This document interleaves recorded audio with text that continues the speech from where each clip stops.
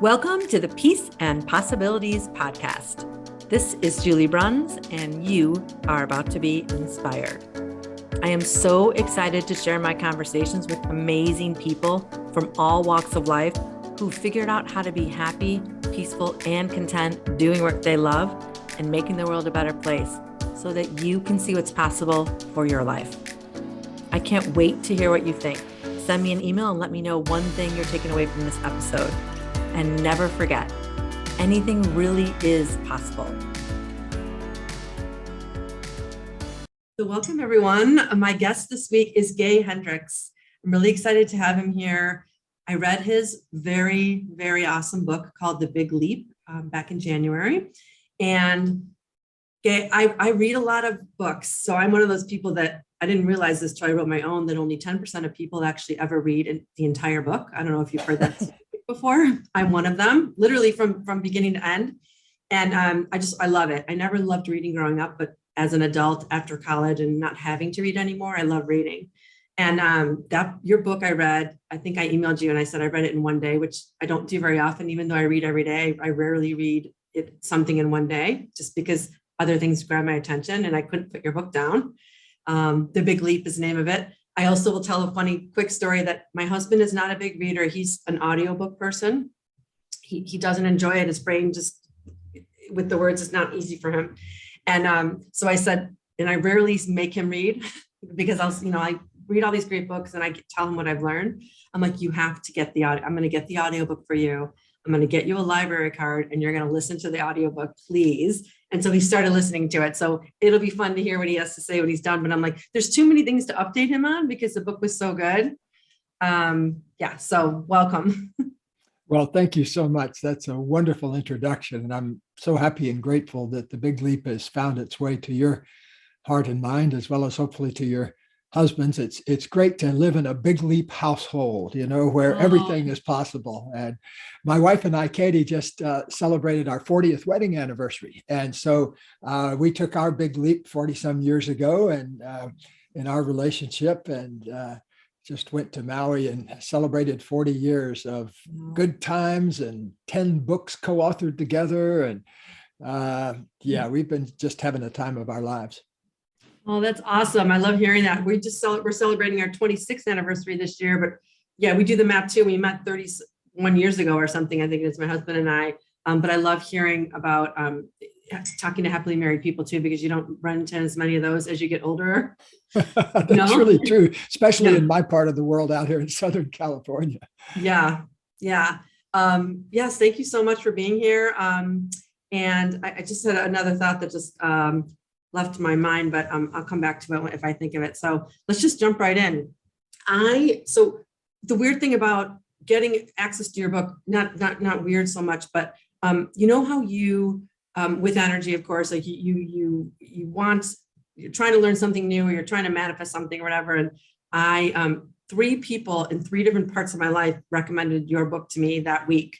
So it was like, I believe in these signs and I'm like, I'm going to grab that book. That's how I ended up writing my book on topics that were, just appearing to me for whatever reason.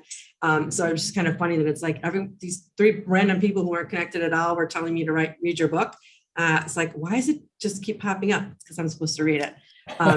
So one of my new things in the morning, I have a gratitude and meditation practice and now an EFT tapping practice I do, and I have these mantras and I added your mantra from your book. It's one of my favorite ever. It's I expand in abundance, success, and love every day as I inspire those around me to do the same. Just a beautiful way of starting your day and thinking about the world and all the people around you. And thank you for that because it's one of my favorite mantras ever. Oh, well, thank you very much. I'm so glad you found it helpful. It's been a living part of my life for 40 years now, and I'm very grateful. I just came out of the air one day to me and way back a long time ago, and I started living by it and telling other people about it. And nice thing about it, it works so magnificently too. I love the words. You're right. It does work, and it just puts you in a nice, peaceful state. I just remember the other thing I wanted to say about you said, it's great to live in a house full of possibilities. So I have my books behind me. It's called Peace, Possibilities, and Perspective. And the reason that it's in the title, and it's also the first chapter of my book, Possibilities, because I love that word. And I believe that anything's possible. I taught my kids this, their whole lives, they're in their early 20s now. But I love the word. And anytime I hear it and people say, sure, that's possible, or anything's possible, it's like, that's the truth. Whether you believe it or not, it's the truth. And it's a beautiful word. And I love that your household, that's like, why not? Anything's possible. Let's go for it. Let's see. It's the best. Why not? Katie and I, when we first got together, we decided that one thing we wanted to do was not live a life like anybody else's that we'd ever heard of. We wanted to make a life together that was rooted in expressing our own individual geniuses together. And so we've taught, we've been on Oprah together, and we've taught 2,500 seminars together, and as well as ones on our own too, because I teach things on my own and Katie does too. In fact, these days, I've kind of semi-retired to be the book writing guy, and she's the teacher in our institute. So she travels all over the place, but now on Zoom and everything. So that's made our travel lives a lot easier. We both, in the year, we were first on Oprah with our book, Conscious Loving, about 30 years ago, around 1990. And between 1990 and the year 2000, we racked up something like 2.2 million frequent flyer miles, and so this century, I've wanted to kind of ease it up a little bit travel-wise, because I live in paradise here and I want to spend more of my time in my own piece of paradise. And so I do go out now and then. I flew to New York a while back to give a talk to a group of several hundred women entrepreneurs. So that was well worthwhile to have that kind of impact. But mostly I'm a homebody these days. Yeah, everyone's getting used to being more of homebodies these days, right? And I'm looking forward to getting out back into the world and doing, some of my training and teaching in person too, because I still have a lot of energy and interest in traveling and doing that kind of thing, because there's nothing like being in person, right? I mean, it's great that we can do this, but the being in person and getting energy and possibilities from other people is just like nothing like it. Yeah.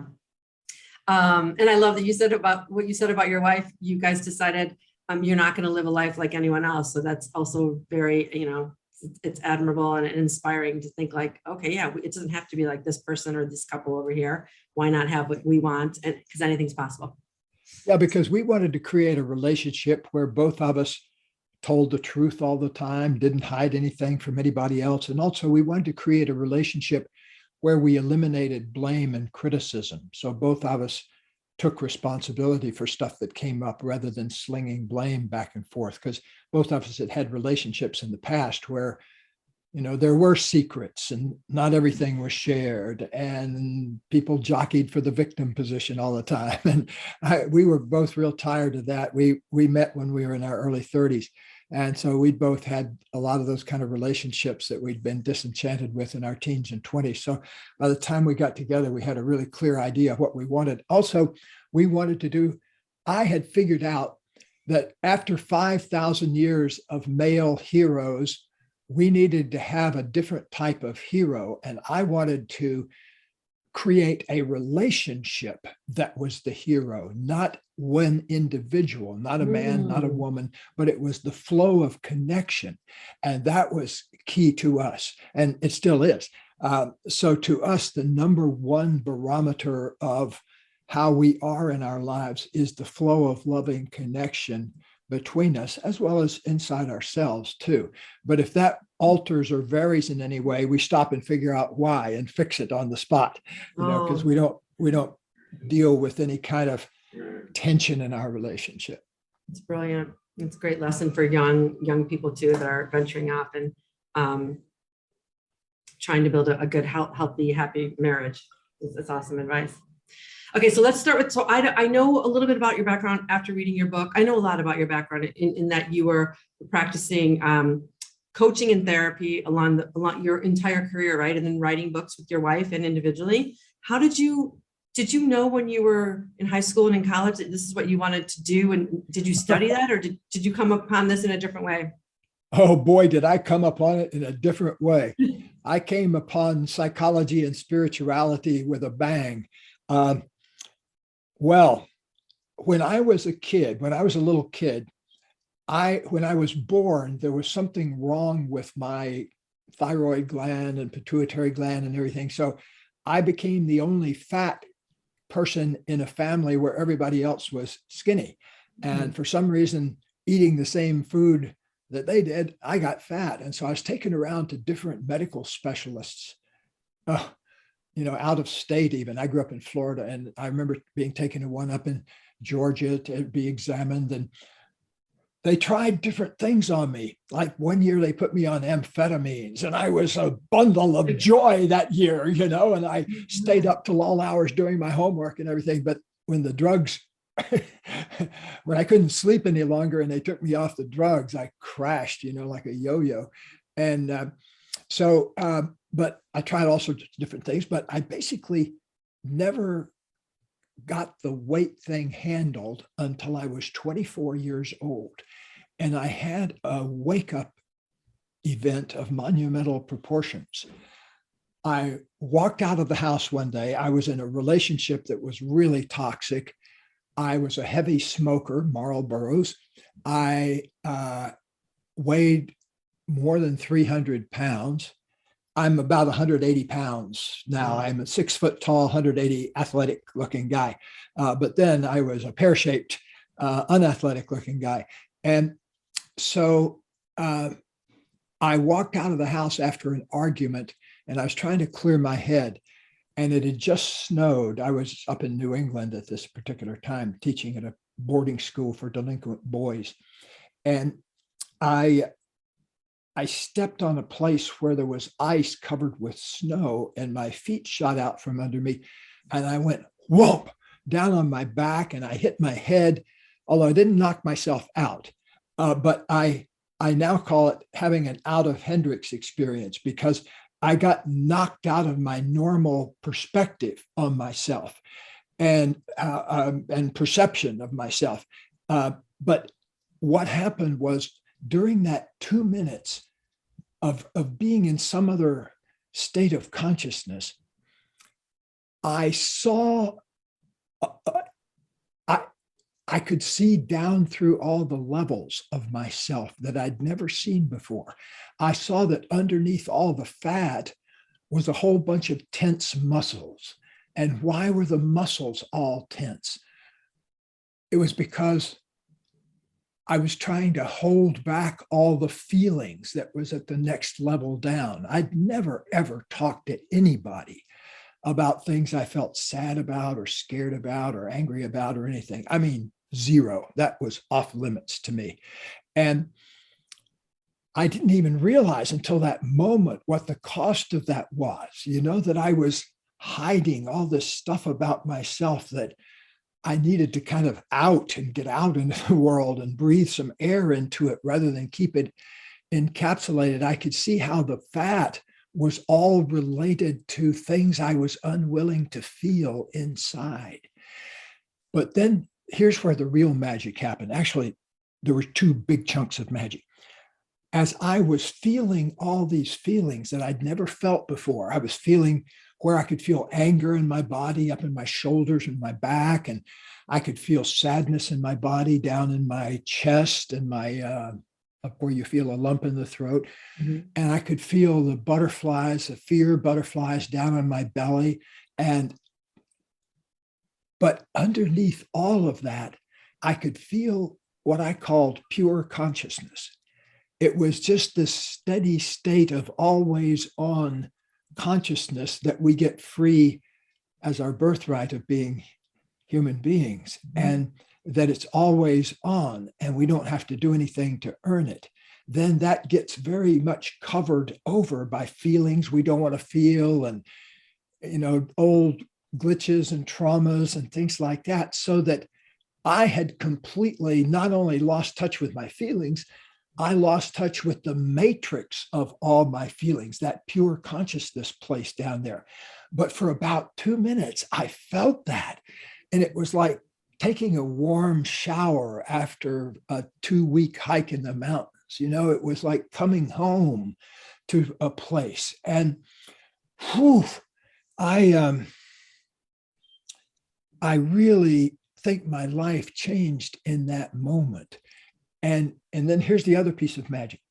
As I was coming out of that, I could feel my old persona grabbing on again. I could feel, oh, I want a cigarette. And oh, I want some ice cream to comfort me from all this. Or, oh, I got to go back home. Oh, I'm freezing. And so all those levels of started settling in on me. But then here's this piece of magic. And I don't know where this came from, but it changed my life. I had the presence of mind to make a commitment. And the commitment was, I'm going to do whatever it takes to feel that pure consciousness in every moment of my life. Okay, that was it. That was the heartfelt commitment that sent my life off in a new direction. And it took 100 and some pounds off me in a year, because the practical aspect of that was I started eating only foods that I felt fed that pure consciousness. I stopped eating foods that fed my 300-pound body. So my diet was like hot dogs, hamburgers, cheeseburgers, triple cheeseburgers, French fries, vanilla malts, that kind of thing just dominated my life. That's what tasted good to me. Of course. During the next year, I started eating foods that fed my pure consciousness. And I discovered these two magnificent things called fruits and vegetables. They were pretty much, if I ate them at all, it was under duress, basically. So politely, I would eat my broccoli, but that was about it. And so I completely changed my diet. I started picking and choosing just really down microscopically. And I remember the first couple of days, the only thing I could find that was any good to eat was blueberries. There happened to be some blueberries in the refrigerator. And sometimes I would just eat 3 blueberries and then I would feel full, and so for 3 days, I pretty much lived on blueberries. And then I went to the store and got a bunch of other things that I could eat. But here, listen to this. The concept in my book, The Big Leap, I talk about the upper limit problem. Well, let me tell you where the upper limit problem came from. I lost 35 pounds in the first month eating my feed my spirit diet, I would call it, eating only foods that I felt fed my pure consciousness. And truly, I got more and more and more conscious. Oh, wait a minute. Even before, well, I'll tell you, I got to tell you something that happened before that, because the real miracle, remember my thing, I'm going to do whatever it takes. Okay. And the day after this, I got a call from Neil Marinello, who was a good friend of mine at the time, and he had gone to Harvard, and one of his favorite professors there was a psychology professor named Richard Alpert. And so one day Neil called me and said, hey, I'm going to a talk by one of my old college professors who is about 30 miles down the road from you. You want to go with me? And I said, what is this about? And he said, well, he's gone to India recently and he's had a big enlightenment experience and he's going by the name of Ram Dass now. And I want to hear what he's got to say, because he was kind of my idol as an undergraduate. Well, that was completely outside my awareness, yoga and meditation or stuff like that I just did not know about. So I went to the lecture with Neil, and there was Ram Dass with his robes on, and he had a dozen disciples around him. I remember this young woman came up with a sari on, and she had a bowl of fruit that she offered us. I mean, it's just the weirdest thing from my perspective. And so, but then Ram Dass sat down in a circle, and he basically talked for 3 hours without a note about the most fascinating stuff about life and spirit and these things. I mean, they were revolutionary to me, and somewhat to him, because he had just had this big experience and he was whoosh, he was glowing with it. After the lecture, I went over and talked to him, and I said, you seem like a wise man. check me out, give me a suggestion. I'd love anything. I just had this big experience and I'm wide open. What should I do, basically? And he said, well, in India, you might do some breathing practices and some yoga and chanting and meditation in addition to therapy or instead of therapy. Yeah.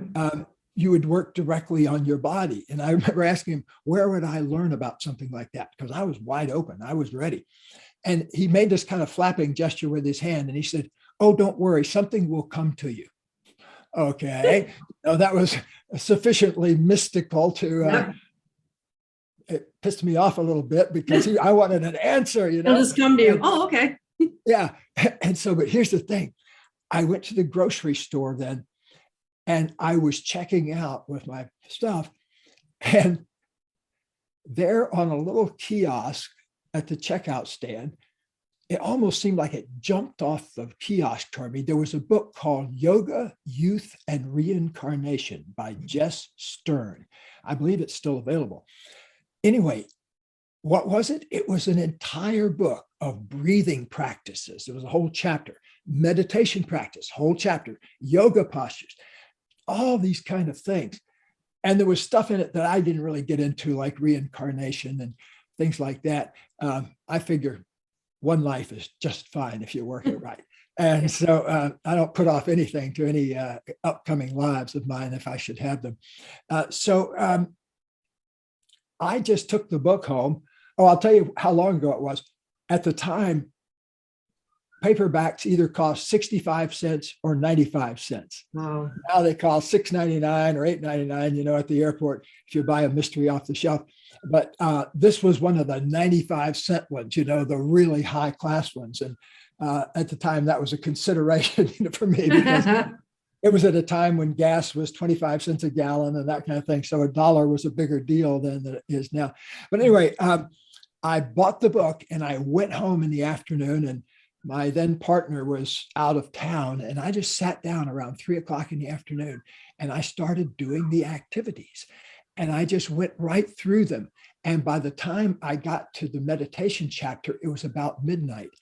And I started doing this basic meditation, which is a mantra like Om, Om, like that.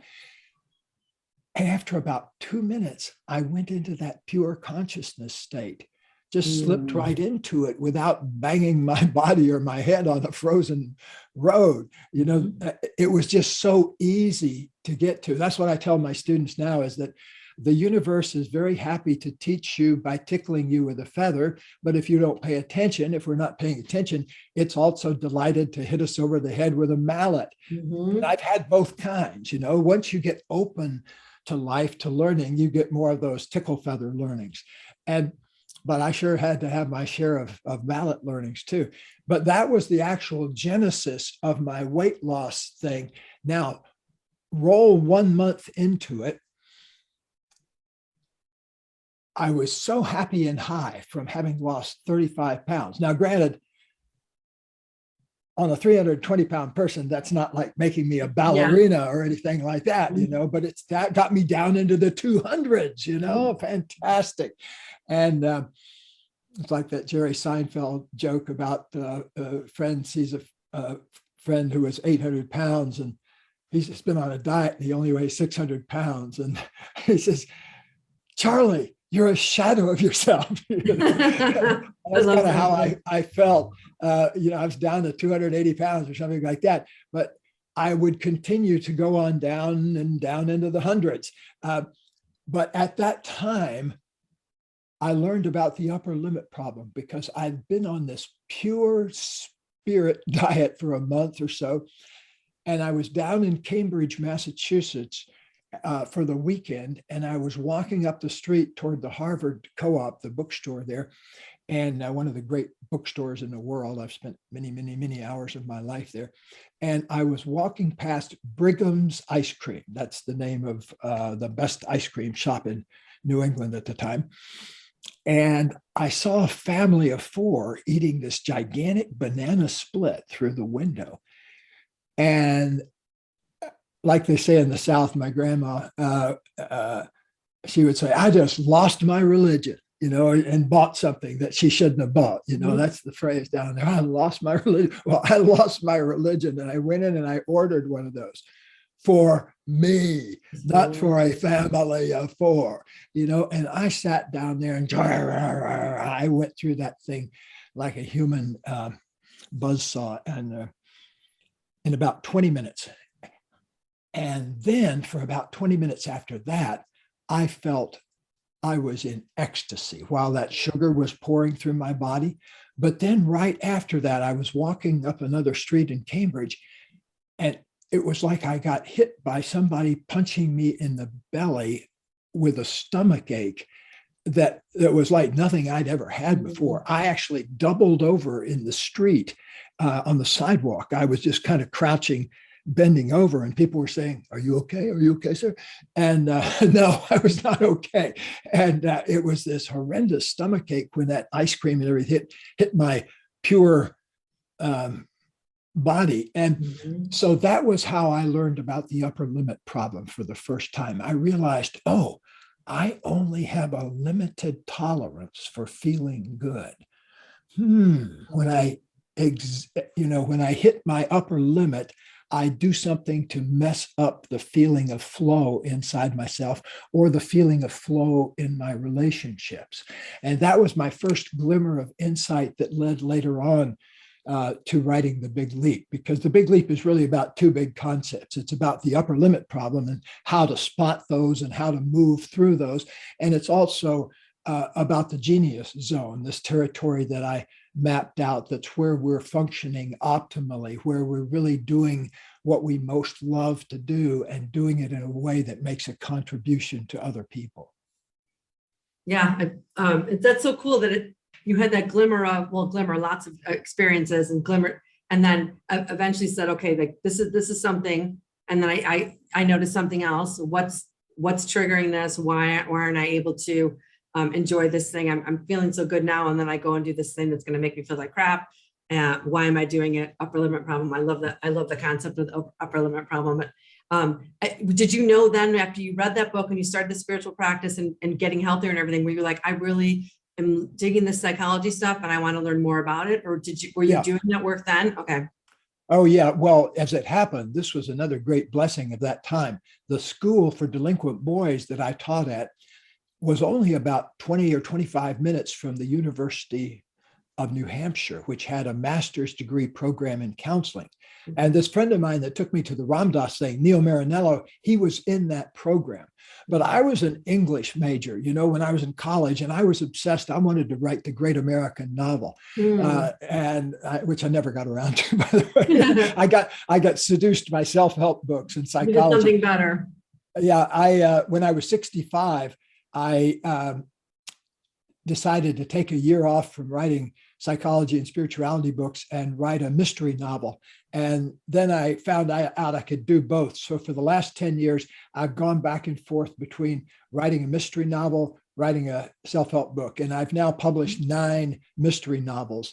Wow. 6 of them involve a Tibetan Buddhist private detective named Tenzing Norbu, and he goes by the nickname 10. All the books have 10 in them, and they all have rule in them. They're all about a spiritual rule or a concept, as well as the mystery. And the first one is called The First Rule of 10. The second is called The Second Rule of 10. Okay. And then I also write another series about Sir Errol Hyde, who's a humorous, aristocratic crosstown competitor to Sherlock Holmes. And he gets himself into lots of wry situations and has lots of curmudgeonly attitudes that are remarkably similar to my own. And cute. Yeah, I have a lot of fun with them. So that's what I do in my spare time. That's fun. So were you like, okay, so you went and did this master's degree in counseling, graduate degree, and then, all right, so I'm going to be I'm going to be a counselor, and I'm just going to study this. This is going to be my work. Yep, this is going to, once I got kind of bitten by the counseling bug, I couldn't do anything else. I couldn't take anything else seriously, and still can't really 50 years later. But here's another thing. While I was at the University of New Hampshire, I met a professor there named Dwight Webb, who had been through and come out of the Stanford counseling program on the other end of the country. And Dwight was one of the most amazing human beings I've ever met. I literally would not be sitting here without having met Dwight Webb. And he did two things for me. I said to him one time early in my relationship with him, I said, I'm really conflicted because I love to write poetry and I love to write fiction. And now I'm in this other thing that I love that's not intellectual at all. You know, counseling is not, I mean, you have to learn some theories and things like that, but it's a matter of the heart, really, if you're good at it. And so I told him I was so fascinated by that. And he said this remarkable thing to me. He said, hey, why don't you combine the two? Why don't you use your fiction powers, so to speak, to apply to the counseling field and to human transformation? He says, nobody's really ever done anything like that. That was a knock me on the floor, cool idea. And I sat down and I wrote a bunch of poems for my master's thesis. Instead of that, I turned in, I think, 37 poems that related to different kaleidoscopic aspects of the counseling process. Well, here's the cool thing. 3 of those poems got published in a counseling journal, which got read by 2 professors at Stanford, who also knew Dwight, by the way. And so they helped me get into the PhD program there. And that was one of the great breaks of my life, really, because I got into this program that had this world famous reputation.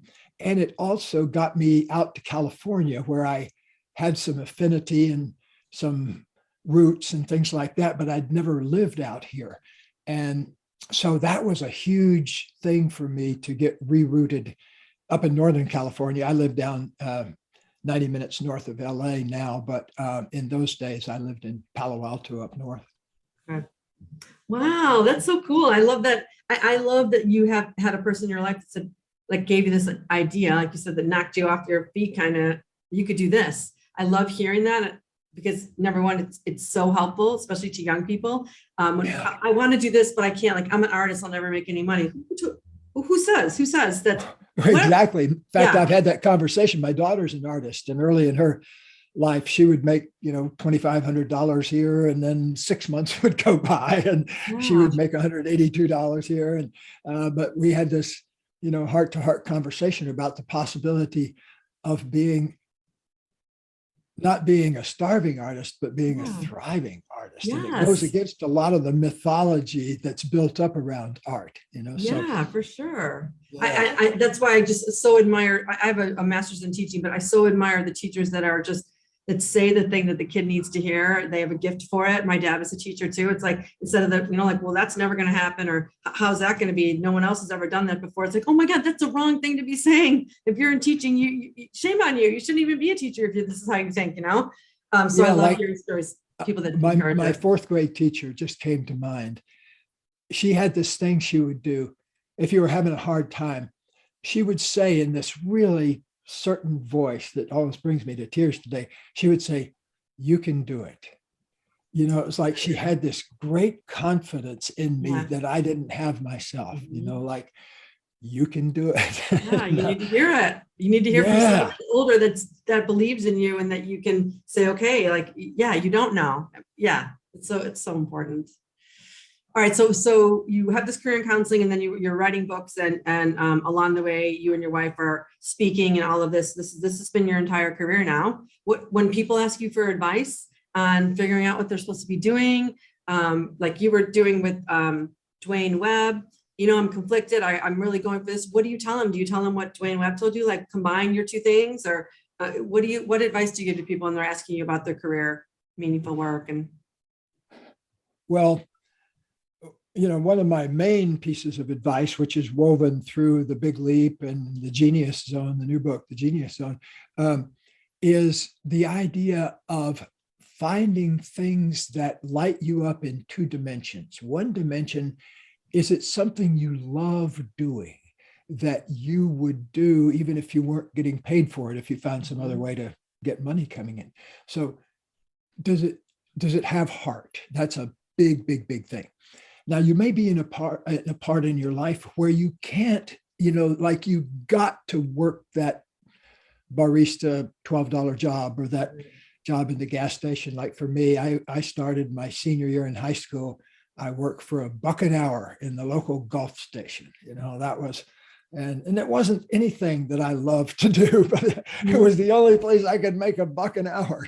So that was the chief charm of it. So, if at all possible, even if you're in a dreary job, find some way to integrate something you love into it.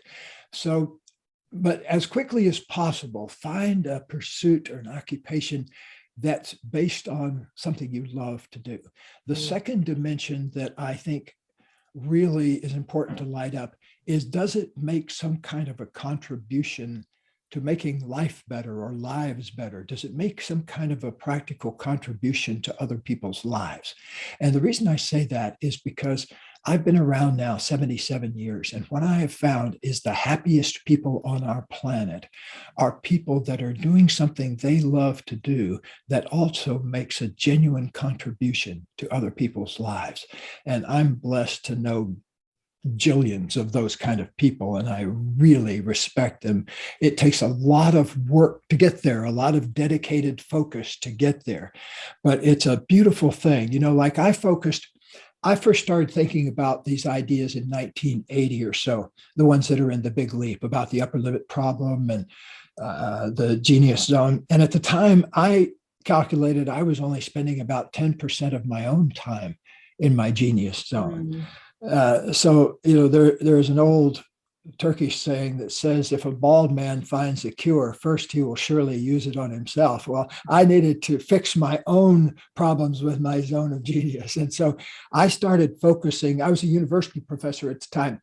And being a university professor for me was about 1/4 things I really loved and about 3/4 things that, were so boring or dreary, like sitting in 2-hour committee meetings discussing faculty parking. I would invent entire ways of not having to go to those meetings. But if you didn't go to them, then somebody would hassle you and say you weren't doing your job. So anyway, a lot of stuff I didn't love doing. So I worked on finding more stuff I could import into it, but I got busy thinking about how could I base my whole life on only doing the things I love. And it took me from 1980 or so up till the turn of this century to move from 10% up to about 100%, so that I wasn't doing anything that I didn't love to do. So that means that for this entire century, I've only done things that I most love to do and that make the biggest contribution to other people. And it makes for such a delicious life. And my wife is into exactly the same thing. So it makes for a really delicious marriage to have two people who are focused in on genius and how to express more of it in the world. So to sum that up, one of the biggest sources of happiness that I've seen are people who are really focusing on doing what they love to do, what lights them up, what makes them get out of bed in the morning with a, wow, I get to do this another day. I wake up around 4 or 4:30 every morning. I'm an early riser. And so it's just me and the cats for the first few hours. My wife likes to sleep in till 7:30 or 8. And I do a lot of my writing between 5 and 8 in the morning. So find your sweet spot of when you do your creativity. A lot of people hate getting up at 5 o'clock in the morning, but I love it. I get out of bed with that wow every morning that I get to do what I do another day on planet Earth. That is sufficient cause for joy. I love it. And like you said, you and your wife, you're both doing it, but you get to, it's not an accident. You're doing all of the stuff that you love doing 100% of the time, or as close to 100 as you can get, obviously. And it's not an accident that you're a happy person. It's not an accident that you have a happy marriage. It's because of those practices and the fact that you were deliberately trying to make more of your life that way, instead of just like, well, I kind of have to suffer, so I'll just do this. I love writing, so I guess I'll just write an hour a day or 10% of my time or whatever. No, you can make it more, and it takes time and effort. But it actually ends up being easier when you're doing stuff you love, right? Totally easier. If Right? people knew how much easier it was, they'd be No, flocking to it. Yeah, I I was know. reminded. I was reading. I get the New Yorker every week, and I for the cartoons. I love the New Yorker cartoons, and have for 50 years. There's this one great cartoon where there's a very long line of people waiting to get into an event, and above the event, it says a discussion about heaven. And there's about 100 people in line for that lecture. And then there's another event over here that says heaven. And there's about 3 people waiting in line to get in, because a lot of us are not willing to taste life directly. We want to hear a review of it and think, and if we like the idea of life, maybe we'll participate in it. But I believe in going all the way. Peace of mind comes from total participation in your life, from being 100% in the presence, in the choice of what you love to do and what you're contributing to others that will make them more lovable and loving in their lives. Yeah, I love it. I love it. Okay, so I'm gonna ask you a couple of final questions. I could talk to you all day, and I'm sure obviously our time's valuable. Your time's valuable too. Which would you rather answer, or you can answer both? Is there anything you wish you'd learned earlier in your life or career? And what's one thing you're taking away from our conversation today? Some insight or new thought? I'll start with that one. One thing I'm taking away is very much having enjoyed a certain sprightly twinkle in your eye that always lets me know that you're in your genius zone. So I want to appreciate you for meeting me in my genius zone from your genius zone. Thank you. What was the first question again? Is there anything you wish you'd learned earlier in your life or career to come back? Sounds like you learned a lot early. I learned a lot early, but like once I started doing business things, like inventing businesses and things, which I started doing back in the 90s, I found it required another set of skills, and I had to get a lot of mentorship and everything. And I remember one thing that one of my business mentors told me. He was a brilliant developer in the Northwest named Jerry Jones. Not the Jerry Jones that's the football owner that owns the Dallas Cowboys, but this was a different Jerry Jones. His main business was like restoring Victorians, which is a very great business to be in. Anyway, made a fortune in the real estate world. And I asked him to meet with me one time just to share any wisdom that he could give me, because I was inventing a business at the time that I ended up selling to a public company. So there was a lot of rules I didn't know about and things I didn't know about negotiations and stuff like that. So I was talking to Jerry, and he said this one thing to me that electrified me. He said, some of the best deals I've ever done were deals I didn't do. I remember thinking, wow, what does that mean? And he said that he spotted something about it that felt a little off, and he decided not to do it. And he ended up saving so much time and energy, stuff like that. So in my life, because I write books and do this sort of thing, a lot of people come to me and pitch me on things to invest in.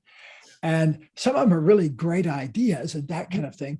But a lot of times I apply the Jerry Jones rule to those, because even though I might make a lot of money doing it or something like that, which is a great thing to do, it involves doing something I don't love to do, or meeting with some people I don't love to meet with.